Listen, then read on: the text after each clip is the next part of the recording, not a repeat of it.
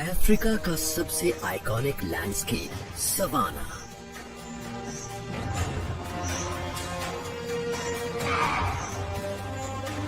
ऐसा स्टेज जहां कुदरत के शानदार प्लेज होते हैं।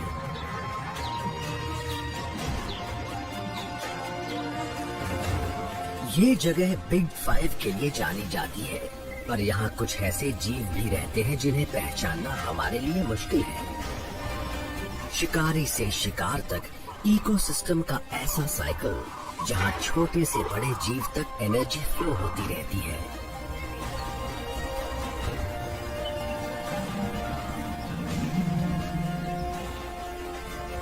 सवाना की जिंदगी के अनोखे ताने बाने में हर स्पीशीज एक खास रोल अदा करती है।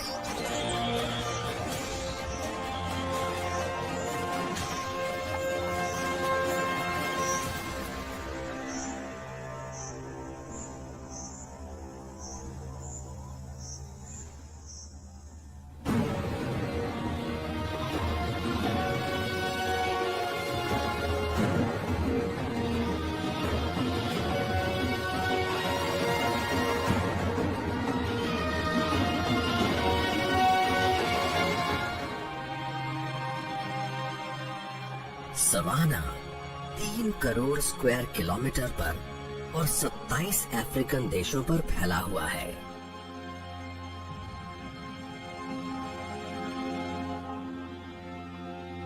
हमारे प्लेनेट का 20% हिस्सा ग्रासलैंड से ढका हुआ है।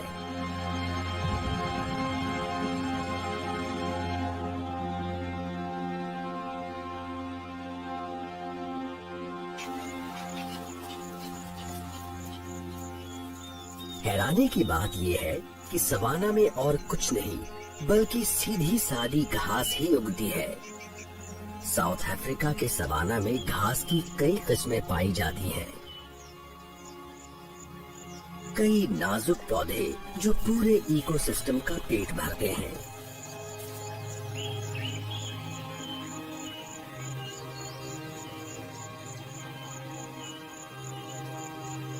सवाना जिंदगी का काफी कॉम्प्लेक्स ताना बाना है। यहाँ फूड चेन के सबसे नीचे पौधे हैं और सबसे ऊपर है शिकारी। लाखों सालों से ये इलाका जिंदगी और मौत की कहानियों का गवाह बना है। ग्रासलैंड्स ग्रेजर्स के झुंडों के लिए किसी दावत से कम नहीं है और उन कार्निवोर्स के लिए भी जो उनका पीछा करते हैं।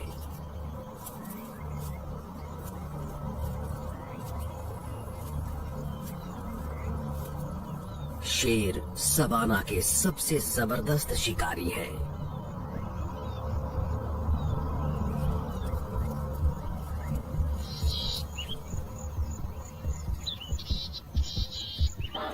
आहट सुनते ही इम्पाला छिपने के लिए भागता है, पर शेर छिपकर हमला करने में एक्सपर्ट है।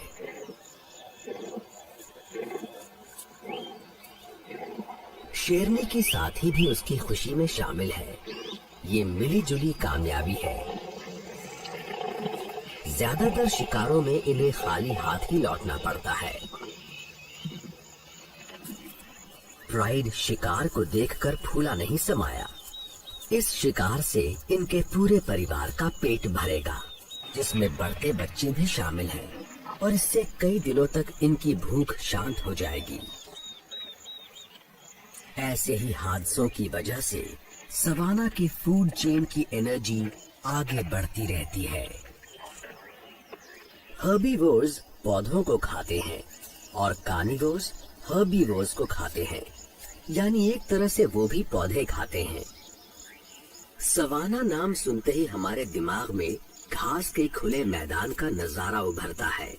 ऐसा इलाका जहाँ पेड़ नहीं होते, जैसे तंजानिया का मशहूर सेरेंगेटी, पर हर घास का मैदान ऐसा नहीं होता। सवाना में बहुत सी जगहों पर पेड़ होते हैं जो घास के साथ साथ उगते हैं। सवाना के लिए सबसे जरूरी है लाइट। यहाँ के पेड़ फैले हुए होने चाहिए ताकि पत्तियों की छाया घास पर ना पड़े।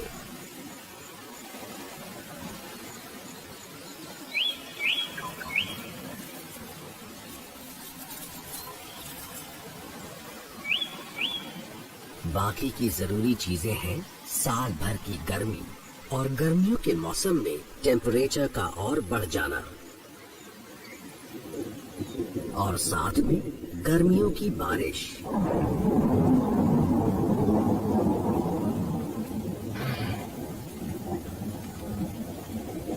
घास को फलने फूलने के लिए 50 सेंटीमीटर से ज्यादा बारिश की जरूरत होती है। और हाँ, हमें भूलना नहीं चाहिए कि जब जीव आकर समाना की घास चरते हैं तो उसी चरने से नई घास को और उगने का मौका मिलता है।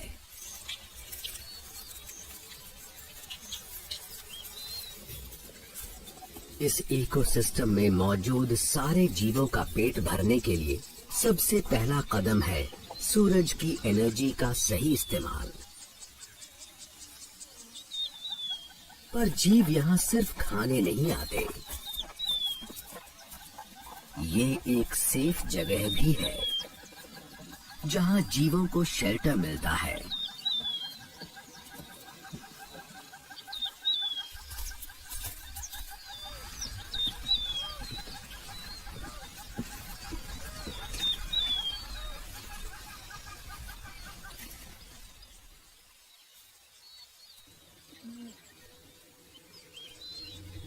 पर सारे जीवों में जो इस इलाके के लिए सबसे ज्यादा जरूरी है वो है हाथी।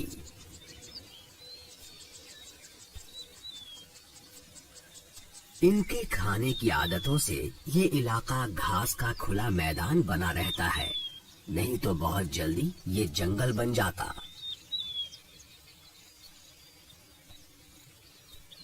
हाथी करीबी रिश्तेदारों का झुंड बनाकर रहते हैं और उन सब की मुखिया भी फीमेल ही होती है।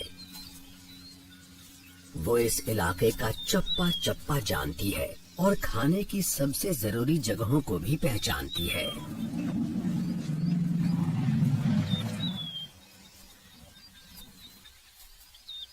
इसमें कोई हैरानी की बात नहीं कि हाथी बहुत ज्यादा खाते हैं। जमीन के जीवों में बुश एलिफेंट्स सबसे बड़े होते हैं और एक अडल्ट फीमेल का वजन 3 टन से ज्यादा होता है।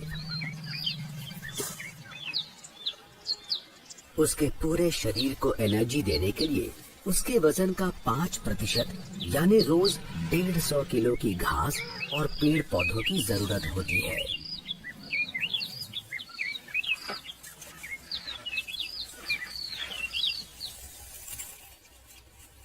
हर दिन हाथी दिन के 16 घंटे घास, झाड़ियां, यहाँ तक कि एक पूरा पेड़ भी खाने में बिताते हैं।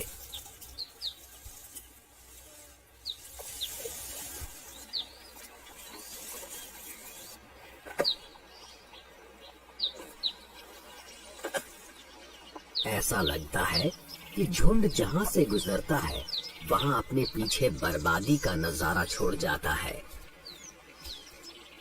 पर सच्चाई ये है कि ये बर्बादी सवाना के लिए जरूरी है।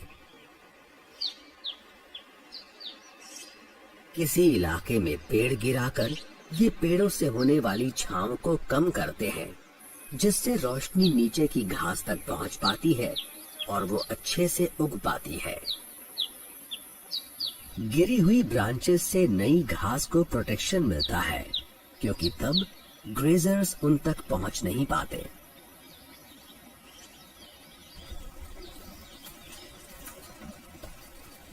इस तरह नई घास उगती है और हैरानी की बात यह है कि बर्बाद हुए पेड़ों का भी फायदा होता है।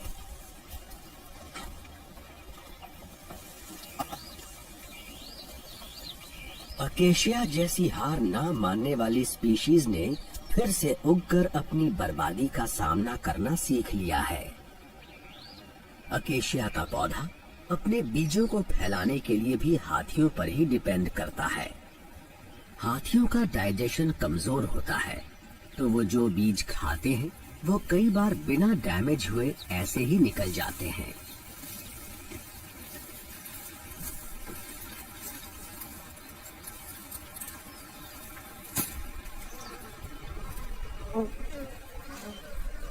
इनका डंग मिनरल से भरा होता है जो अकेशिया बीजों के उगने के लिए परफेक्ट खाद का काम करता है।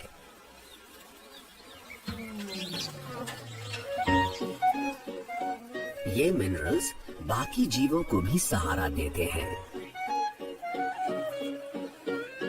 डंग बीटल्स उसे खाते हैं और डंग बॉल्स को धक्का देकर दूर ले जाते हैं ताकि उससे घोंसला बना सकें, जो उनके लार्वे के खाने की तरह काम आएगा। ये कामकाजी बीटल्स आसपास की मिट्टी को फर्टिलाइज करते हैं और बीजों को भी फैला देते हैं और यही बीज नए इलाकों में उगते हैं।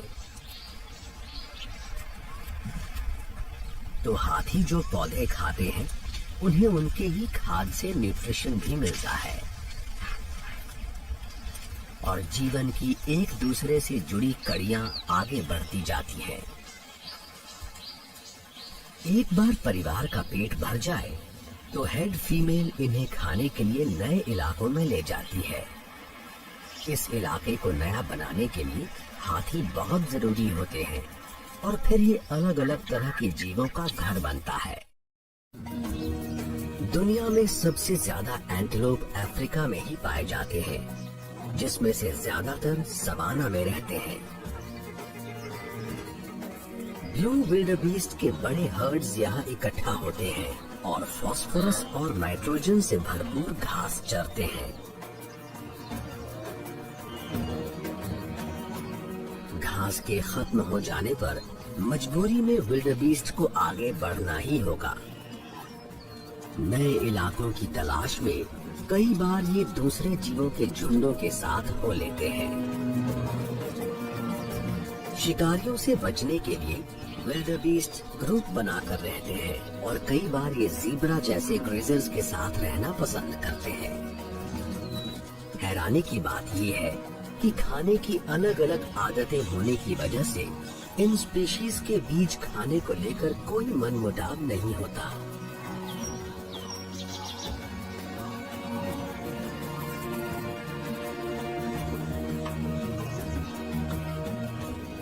साल के ज्यादातर वक्त खाने की कोई कमी नहीं रहती, पर अब हालात बदल रहे हैं।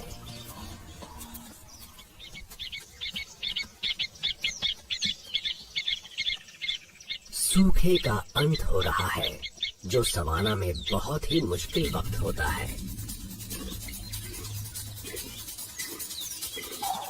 कई महीनों से बारिश नहीं हुई है और भूखे ग्रेजर्स ने घास को पूरी तरह से चर डाला है, पर घास खत्म नहीं हुई है। अगर बारिश आ गई तो ये फिर से उग जाएगी, पर अब बची है पचने में मुश्किल सूखी सख्त घास। साल के इस वक्त ग्रेजर्स को खाने की कमी महसूस होती है, पर हैरानी की बात है कि इस मुश्किल वक्त में भी इनका खाने को लेकर आपस में कोई झगड़ा नहीं होता। सवाना की जिंदगी का राज है मिल बांट कर खाना, पर मुकाबले की वजह तो कुछ और ही है। मेटिंग सीजन की शुरुआत हो रही है। जीव एक दूसरे को आंक रहे हैं कि कौन उनका दुश्मन या साथी बनने लायक है।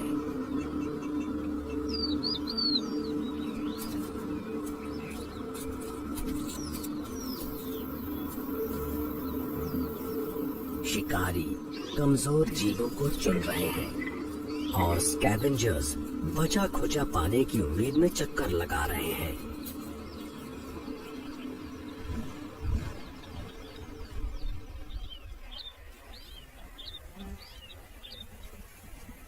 शेर हमेशा अपने अगले शिकार की तलाश करते रहते हैं।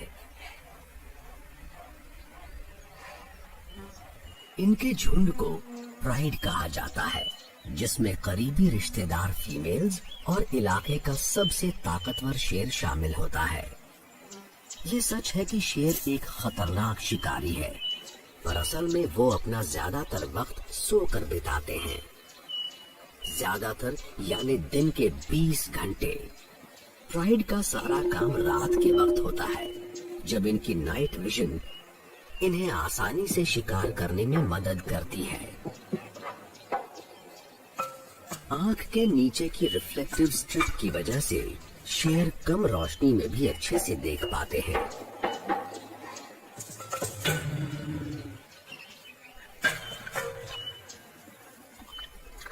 पर अभी तो ये कम से कम काम करेंगे। पेड़ की ठंडी छांव की वजह से फैमिली आराम से रिलैक्स कर सकती है।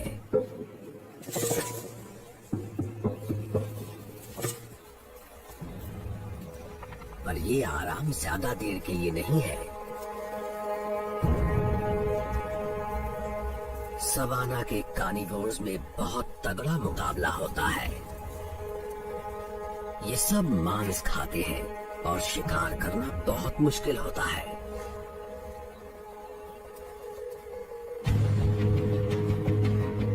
प्राइड में ज्यादातर शेरनी ही शिकार करती है।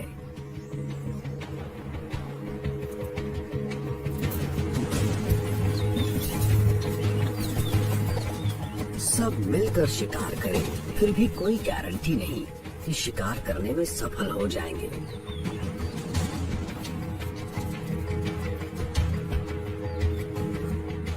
प्राइड शिकार करने का कोई मौका नहीं छोड़ रहा, इसलिए सवाना के जीवों को बहुत संभल कर रहना होगा।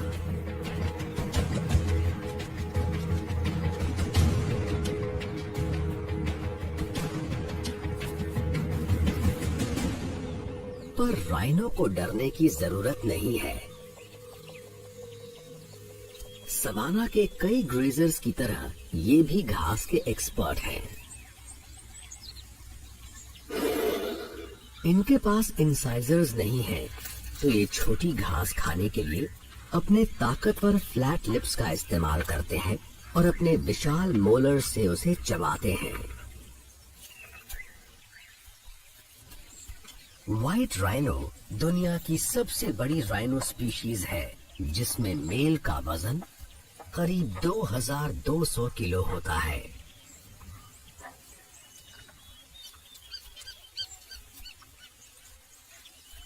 फीमेल के साथ इसका 6 महीने का बच्चा भी है। पर मेल के पास होने से इन्हें काफी खतरा है। बच्चों वाली माँ ज्यादा झगड़ा मोल नहीं लेती, और अगर एक मेल ने किसी फीमेल को साथी के तौर पर चुन लिया, तो वो बीच में आने वाले किसी को भी नहीं छोड़ता, फिर चाहे वो छोटे बच्चे ही क्यों ना हो।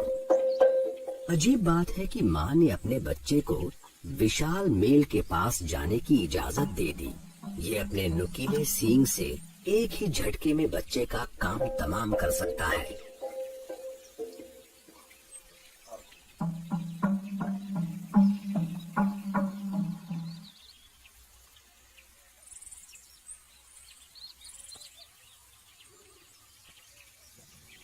पर मेल का बर्ताव काफी हैरानी भरा है।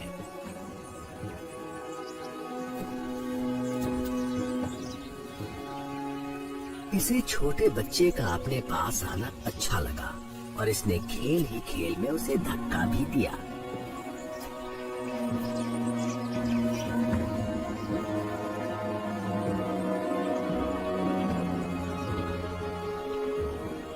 मेल्स अपनी ज्यादातर जिंदगी अकेले बिताते हैं, पर कभी कभी अपने से कमजोर मेल्स को अपने इलाके में आने भी देते हैं।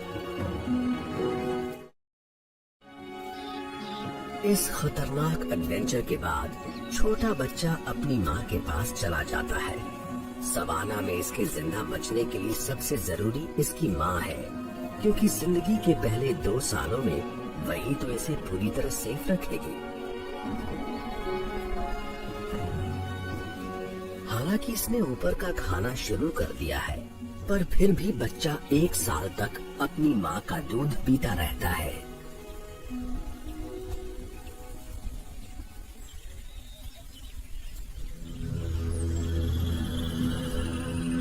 चूंकि ये बड़े मोटी चमड़ी वाले और हथियारों से लैस जीव होते हैं, इसलिए एक अडल्ट राइनो का कोई नेचुरल शिकारी नहीं होता। पर कभी कभी बच्चे शेरों का शिकार बन जाते हैं। राइनोज की विजन कमजोर होती है, तो वो दूर मौजूद खतरे को भांपने के लिए अपने तेज कान और सेंस ऑफ स्मेल पर डिपेंड करते हैं।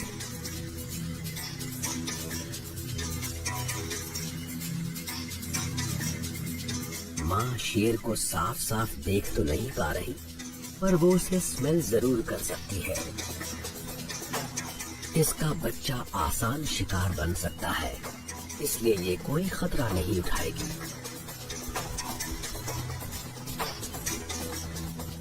राइनो 40 किलोमीटर प्रति घंटे की रफ्तार से भागकर सामने वाले को जोरदार टक्कर मार सकते हैं।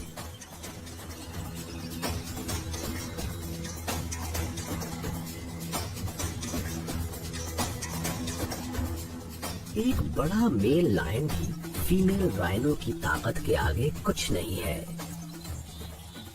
आखिरकार बच्चा अपनी माँ के साथ और माँ की प्रोटेक्टिव इंस्टिंक्ट्स की वजह से आराम से दूध पी सकता है। शेर का एक पसंदीदा शिकार है बफलो। छोटे बच्चे बहुत ही आसान निशाना होते हैं। बच्चे तो बच्चे, बड़े भी इनका शिकार बन जाते हैं। खुद को प्रोटेक्ट करने के लिए बफलो बड़े झुंड बनाकर रहते हैं। ये मेल्स और फीमेल्स की हर वक्त बदलने वाली कॉम्प्लेक्स सोसाइटीज होती हैं।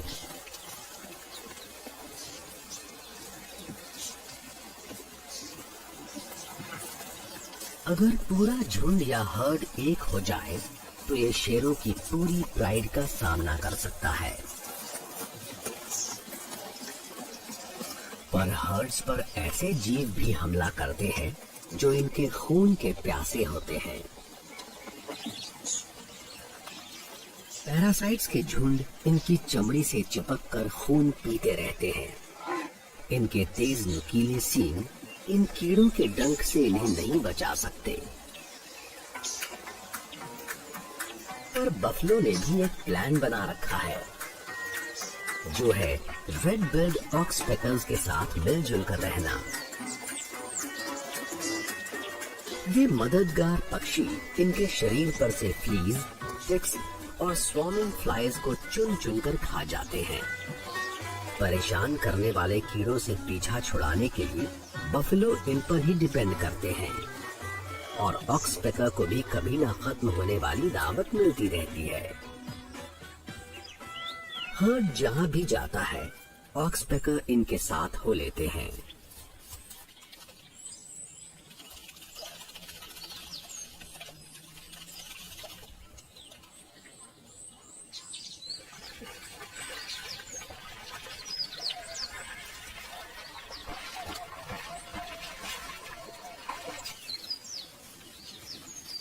झुंड बनाकर रहने के अपने फायदे भी हैं और नुकसान भी।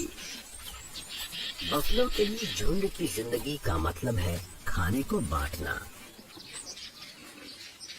तो ये खाने में ज्यादा नखरे नहीं दिखा सकते। सवाना में ज्यादातर घास ही मिलती है, पर बफलो के लिए कुछ खास डिशेस भी मौजूद होती हैं। विशाल जीव होने की वजह से ये सवाना की झाड़ियों के ऊपर तक पहुंच पाते हैं।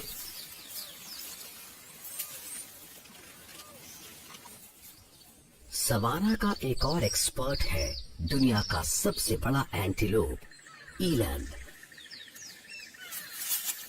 मेल्स इंसान जितने लंबे होते हैं, यानी कंधे से नापा जाए तो इनकी लंबाई 5.2 फुट होती है, पर ये किसी इंसान से 10 गुना ज्यादा भारी होते हैं। बफलो की तरह ईलैंड भी घास और पत्तियां दोनों खाते हैं, और जो अवेलेबल होता है उसके मुताबिक ये डाइट बदल लेते हैं।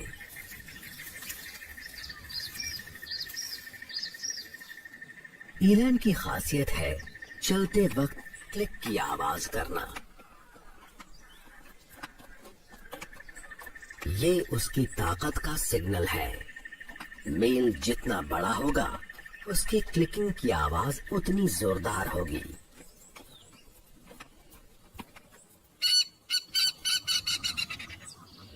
सवाना का एक और एंटीलोप बहुत ही छोटा और चालाक है, और शायद ये सबसे शानदार भी है।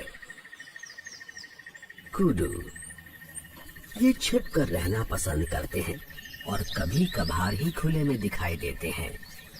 सवाना के कई शिकारियों के शिकार कुडू के पास पट्टियों वाला कोट होता है, जो उसे आसपास के इलाके में कैमोफ्लेज कर देता है।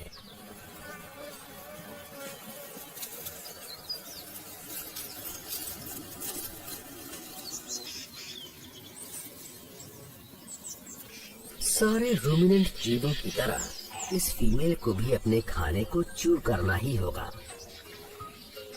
ये हर बाइट चबाते हैं, उसे निगलते हैं, फिर खाने को पेट से मुंह में लाते हैं और फिर थोड़ा और चबाते हैं।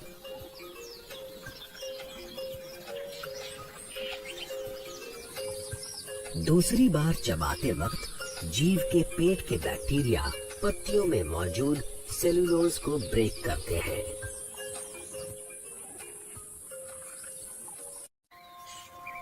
झाड़ियों के बीच छिपे कुडू की तरह सवाना के सारे जीवों की जिंदगी इस अनोखे इलाके में पाए जाने वाले अलग अलग हैबिटेट की वजह से टिकी हुई है। सवाना दुनिया के सबसे रिच बायोम्स में से एक है। इसमें मौजूद है अनोखे पेड़ पौधे। कुछ इलाकों में तो पौधों की 5000 से ज्यादा स्पीशीज देखने को मिलती हैं। सवाना में पेड़ों की कई किस्में पाई जाती हैं, जिसमें एक है ताकतवर अकेशिया। सिर्फ सवाना में पाई जाने वाली इस स्पीशीज को न सिर्फ हाथी खाते हैं, बल्कि ये एक और मशहूर आइकन का पसंदीदा खाना है। हम बात कर रहे हैं दुनिया के सबसे लंबे जीव जिराफ की।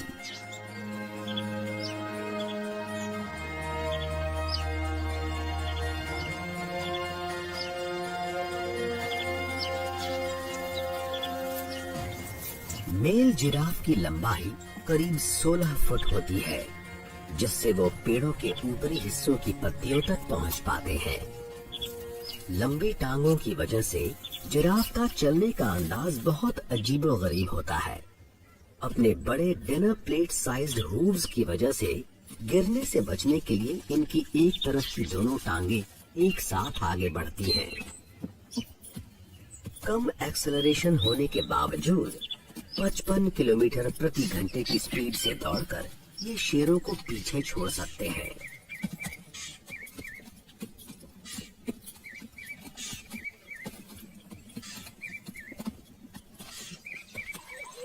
इनकी हाइट की वजह से ये दूर से आते शिकारियों को देख पाते हैं और साथ ही पेड़ों के ऊपरी हिस्से पर लगी नरम नरम पत्तियों का मजा भी ले पाते हैं। इसका मतलब खाने के लिए कम हाइट वाले जीवों और इनमें कोई मुकाबला नहीं होता।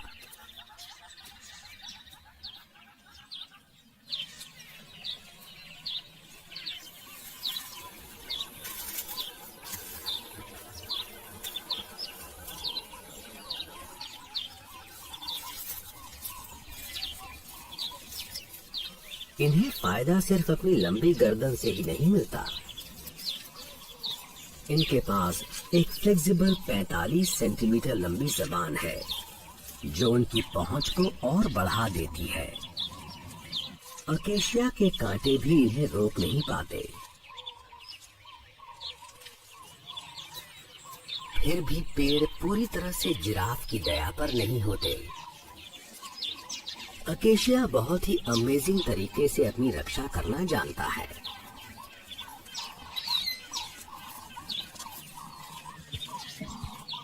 जैसे ही ब्राउजर पेड़ को खाते हैं, उसकी पत्तियां जहरीला टैनिन बनाने लगती हैं। वो हवा में एथिलीन नाम का केमिकल भी छोड़ते हैं, जो करीब 140 फीट तक फैल सकता है।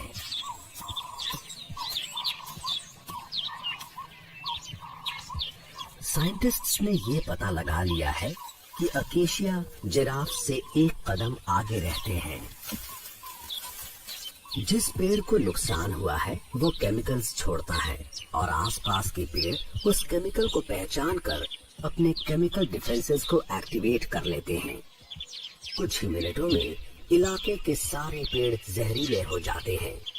ये एक तरह की चेतावनी है जो पौधों को भूखे जीवों से बचाने के लिए इवॉल्व हुई है। पर पौधों का जहर सबसे ज्यादा बर्बादी करने वाले ग्रेजर्स के लिए काफी नहीं होता। फीमेल हेड और उसका परिवार पास के पेड़ों को खाने में लगा हुआ है। हाथी अपने खाने में टैनिन, लेटेक्स और हाइड्रोजन साइनाइड के हाई लेवल्स को सहन कर सकते हैं। ये सिर्फ इसलिए मुमकिन हुआ क्योंकि ये मौसम के हिसाब से अपना खाना बदल लेते हैं और बारिश के बाद फिर से घास पर लौट आते हैं। सवाना की फूड चेन में हर जीव ने अपनी जगह के हिसाब से बदलाव लाए हैं। ये है कुदरत का अपना रिसाइकलिंग सिस्टम, जहां बर्बादी का मकसद है नई जिंदगी को जन्म देना।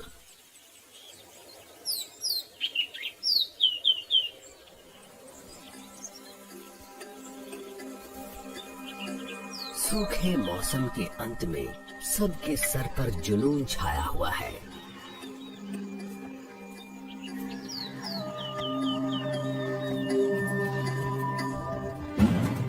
मेटिंग की तैयारी में विल्डबीस्ट ने पूरे इलाके को बांट लिया है।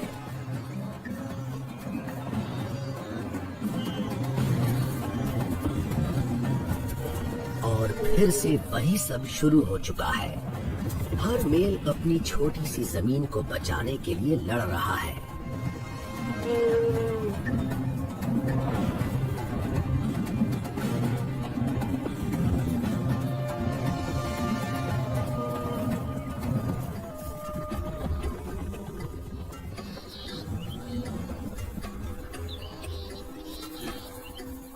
अगर ये अपने इलाके को बचा सका और अपनी फीमेल्स को सेफ रख सका तो इसे मेटिंग करने का मौका मिलेगा।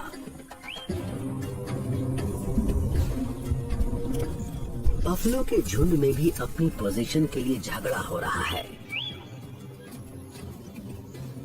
मेल और फीमेल दोनों को सींग होते हैं, पर सिर्फ मेल्स के सर पर भारी भरकम सींग होते हैं, जिसे बॉस कहते हैं। ये सींग या हॉर्न्स हथियार की तरह होते हैं और सामने से हुए वार से खुद को प्रोटेक्ट करने के भी काम आते हैं। किसी मेल को फीमेल का दिल जीतने और किसी बच्चे का बाप बनने में 8 साल लग सकते हैं। मेल ज़ेब्रास पर भी जुनून छाया हुआ है। अपने विरोधियों को हराकर ही मेल अपनी फीमेल्स पर काबू कर सकता है।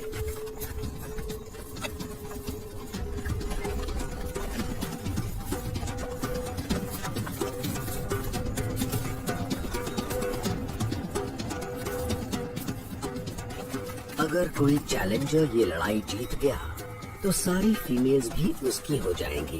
दांव पर इतना कुछ लगा है कि कोई भी मेल पीछे हटने को तैयार ही नहीं है।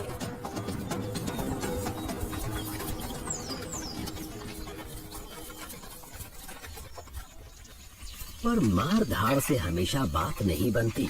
इनके आकार और नुकीले सींगों के बावजूद इलैन बहुत पीसफुली रहना पसंद करते हैं। और मुकाबला करके ही मेल की ताकत का फैसला नहीं होता, वो होता है एक खास सोशल स्ट्रक्चर से।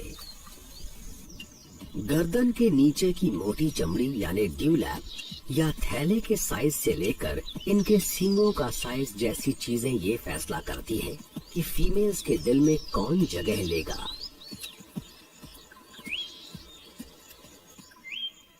पर साल के इस वक्त सबसे जरूरी है शांति बनाए रखना। बड़े जिराफ आमतौर पर अकेले रहना पसंद करते हैं, पर फीमेल से मीटिंग करने के लिए इन्हें अपनी ताकत का सबूत देना होगा।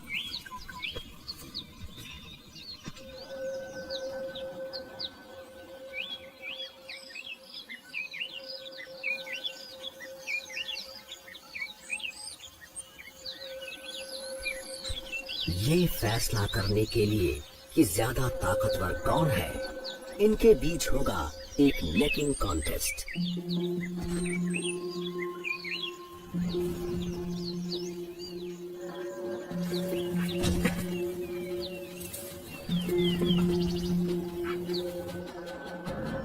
पैरों को निशाना बनाकर दोनों सामने वाले को गिराने की कोशिश में हैं।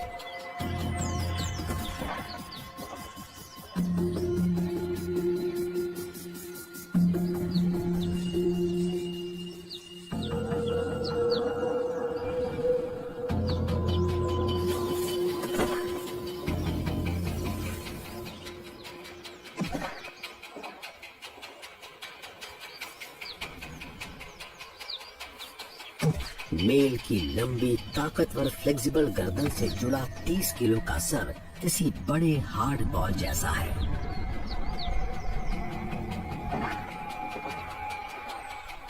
और उसके छोटे टफ सींग किसी को भी घायल कर सकते हैं।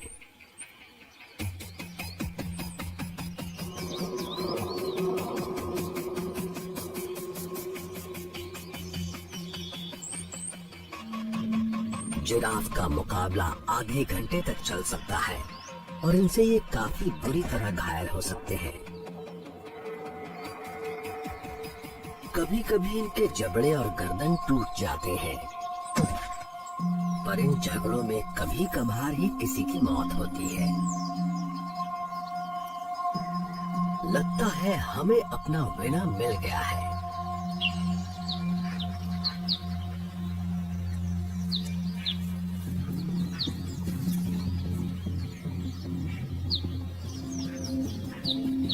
सर ऊंचा उठाए, ये फीमेल का दिल जीतने की पूरी कोशिश कर रहा है ताकि ये अपने चैंपियन जीन्स अगली जनरेशन को पास कर सके। इसका अगला चैलेंज है किसी फीमेल का दिल जीतना।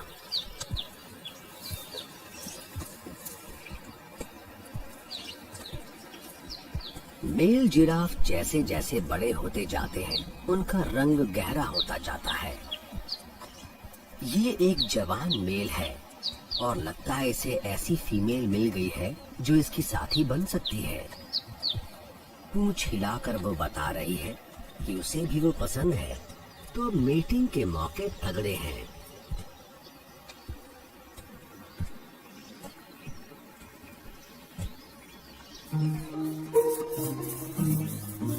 इसमें कोई इत्तेफाक नहीं कि सवाना के सारे जीव ब्रीडिंग के लिए यही वक्त चुनते हैं। कई स्पीशीज के लिए नई जनरेशन के पैदा होने और बारिश के शुरू होने का एक ही वक्त होता है।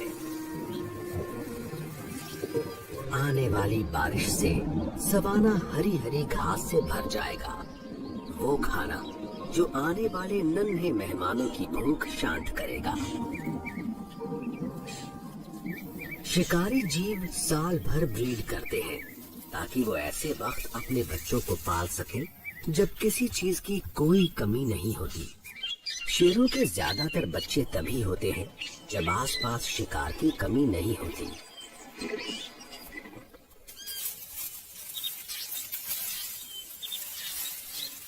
बाकी मेल्स के साथ मुकाबला करके इस ताकतवर मेल ने फीमेल की प्राइड पर हक जमा लिया है।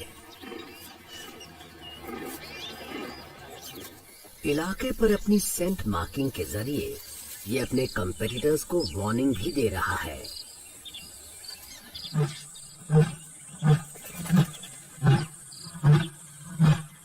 कई दिनों से इसका दिल एक फीमेल पर आया हुआ है।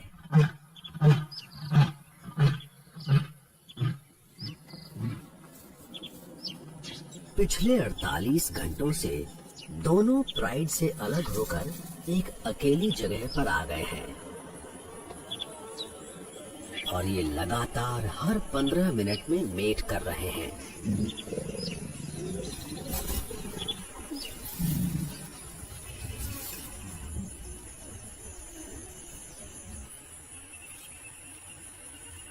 शेर बहुत जल्दी और दिन और रात भर में 40 बार तक मेट करते हैं ताकि फीमेल प्रेग्नेंट हो ही जाए।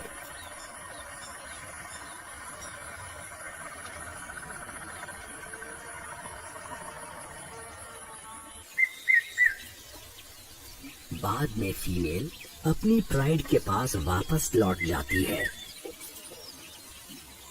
अगर वो प्रेग्नेंट हो गई है तो 3 महीने में बच्चों को जन्म देगी।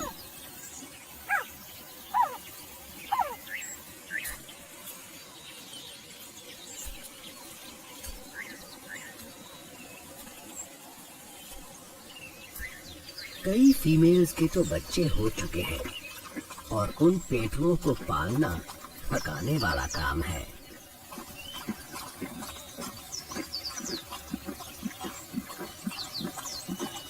प्राइड में फीमेल्स अपनी ब्रीडिंग के वक्त का इस तरह तालमेल बिठाती हैं ताकि वो मिलकर बच्चों की देखभाल कर सकें और उन्हें दूध पिला सकें। एक ही उम्र के बच्चों के जिंदा रहने के मौके ज्यादा होते हैं क्योंकि एक ही साइज के होने की वजह से सबको बराबरी से खाना मिलता है। 11 महीने के होने पर बच्चे बड़ों के साथ शिकार पर जाना शुरू करते हैं। तब तक इन्हें अपनी माँ की वॉचफुल नजरों के सामने ही रहना पड़ता है। ब्रीडिंग सीजन सारी स्पीसीज के लिए थकाने वाला वक्त होता है, खासकर सूखे के आखिर में, क्योंकि तब खाने की बहुत कमी रहती है। पिछले कुछ महीनों में हाथी लगातार सूखे इलाके से गुजर रहे हैं। साल के इस वक्त उनके खाने का 70% हिस्सा होता है पेड़ और झाड़ियां। पर हाथी ताजा घास भी खाते हैं और वो पानी के बिना बढ़ नहीं सकती।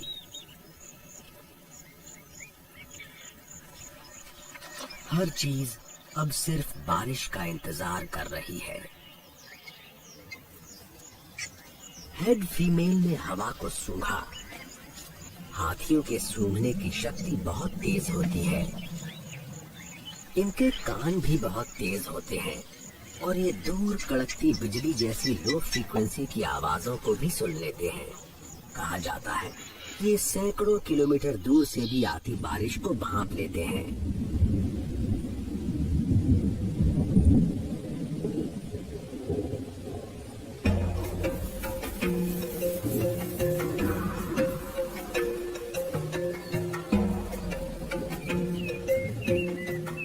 बारिश ये सवाना के लिए एक एसेंशियल इंग्रेडिएंट है।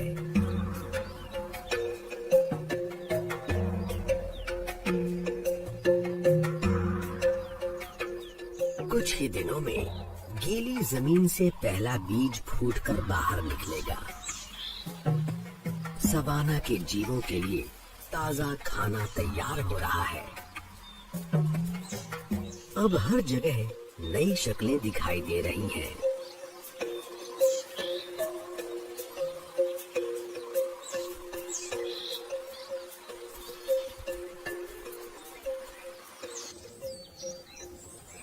खुले इलाके में फीमेल ब्लेसबॉक एंटीलोप्स ने बच्चों को जन्म देना शुरू कर दिया है।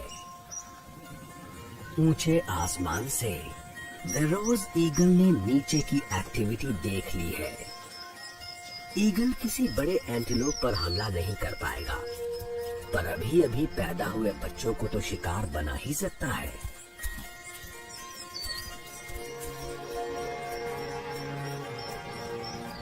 ईगल को हमला करने की जरूरत ही नहीं पड़ी। उसे वही फेंका हुआ आफ्टर बर्थ मिल गया और ये उसके लिए परफेक्ट खाना है।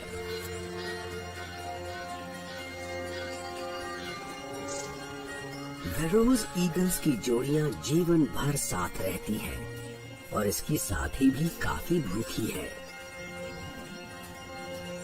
ईगल्स एक्सपर्ट हंटर होते हैं, पर मौका मिलने पर ये छोड़ा गया मांस भी खा लेते हैं और इस तरह ये सवाना फूड चेन की बहुत ही जरूरी कड़ी का काम करते हैं और सारे न्यूट्रिएंट्स को रिसाइकल करके चेन में वापस शामिल कर लेते हैं।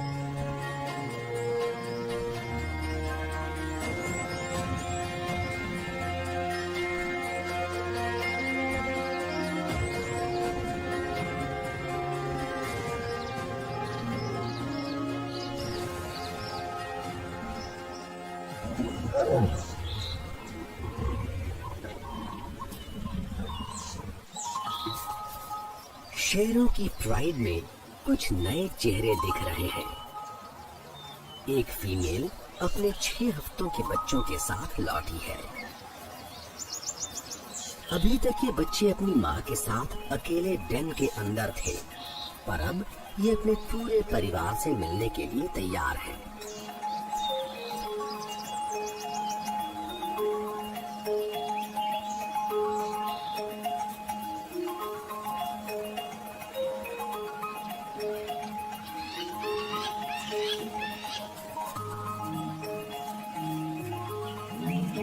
वो फीमेल कब्स जो जिंदगी भर इसी प्राइड में रहेंगी, उनके लिए ये शुरुआत है लंबे रिश्ते की। साल के इस वक्त जन्मे इन बच्चों के लिए खाने की कोई कमी नहीं है और अब जब बच्चे बड़े हो गए हैं, ये शिकार में अपना पूरा हिस्सा लेने में पीछे नहीं हटेंगे।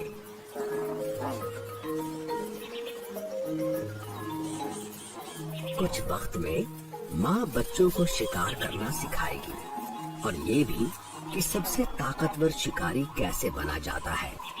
पर अभी तो ये आजादी से खेल सकते हैं, घूम फिर सकते हैं।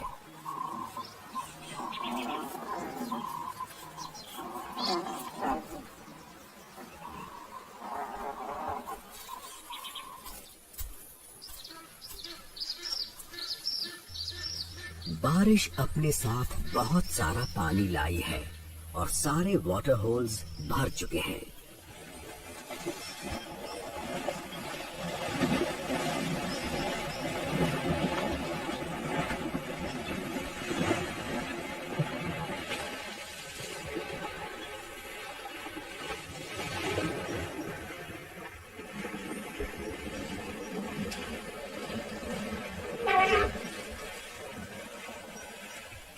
हाथियों को गीला होना बहुत अच्छा लगता है। फीमेल हेड और उसका परिवार एक रिलैक्सिंग बाथ ले रहे हैं।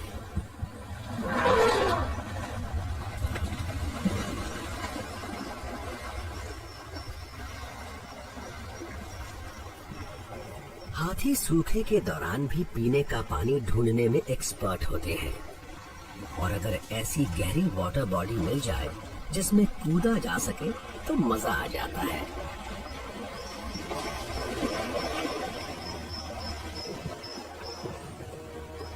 नहाना हाथियों की साफ सफाई का जरूरी हिस्सा है, जिसमें डेड स्किन और पैरासाइट्स को हटाने के लिए पेड़ों से रगड़ना भी शामिल है। पूरी फैमिली साथ मिलकर सफाई में जुटी हुई है।